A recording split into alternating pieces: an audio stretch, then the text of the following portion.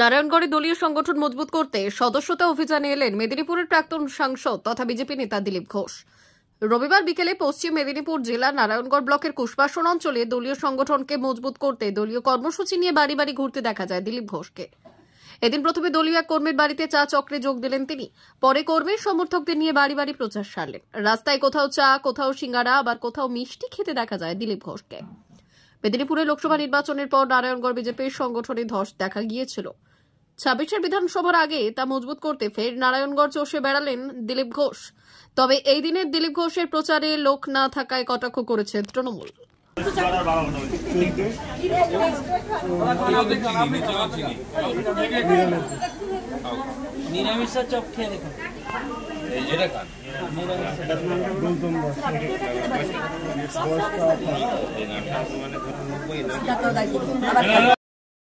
মারামারি কোনো নতুন ঘটনা নেই।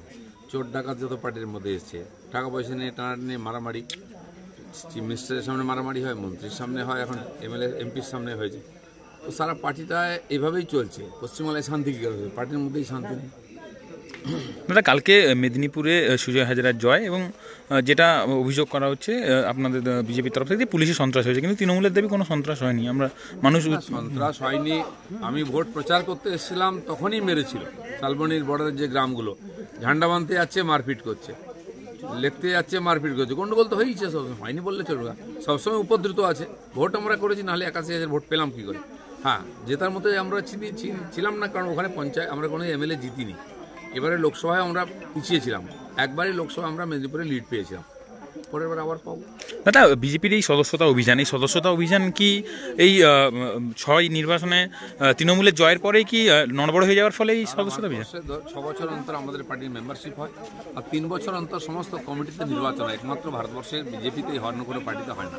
সেই পার্টিকে বাড়াবার 6 বছর পর একবার সুযোগ আসে, সেই সুযোগে আমরা এখন অভিযান করছি, নতুন লোককে মেম্বার করছি। দাদা, আজকে নারায়ণগড়ে আপনি এসছেন, নারায়ণগড়ে খানিকটা বিজেপি ধস নেমেছে, কি সংগঠন মজবুত করার জন্য আজকে আপনাদের আসা?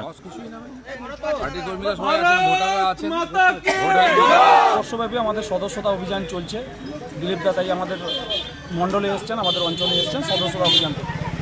আজ কোথায় করছেন? আজকে কুশবাসন বাজারেই করছি আমরা সদস্যতা অভিযান। মানুষের কেমন সাড়া পাচ্ছেন? প্রচুর সাড়া। মানুষ বিজেপি মুখী, একদম বিজেপিতে যোগদান করার জন্য, বিজেপি সদস্য হওয়ার জন্য মুখিয়ে আছেন। কি নাম আপনার? আমার নাম গৌতম খাটোয়া, নারায়ণপুর দক্ষিণ মণ্ডল কর্মী।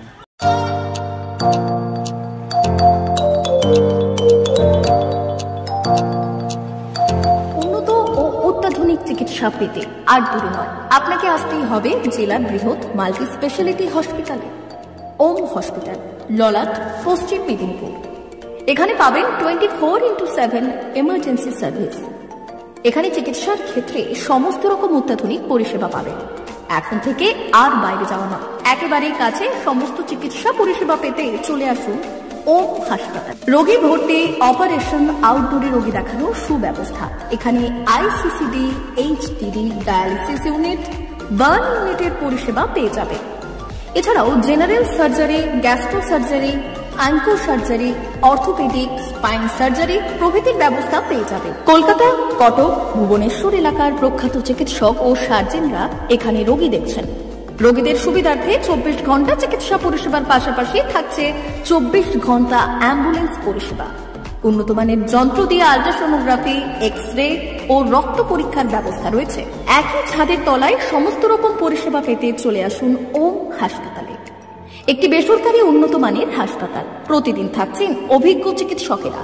চিকিৎসা করছেন doctor Ankit Agarwal, MBBS, MS, MCH, doctor Jagmohan Mishra, MBBS, MS, MCH, doctor SR Panda, MBBS, MS, ortho, doctor Adnan Rehan Khan, MBBS, MS, ortho, doctor Prasad Mondal, MBBS, MS, gyno, doctor Abhijit Sarkar, MBBS, MD, doctor S Tamili, MBBS, doctor Pathik Sit, MS, DNB, general surgeon, doctor Miraj Ali Khan, MBBS, DNB, general surgeon.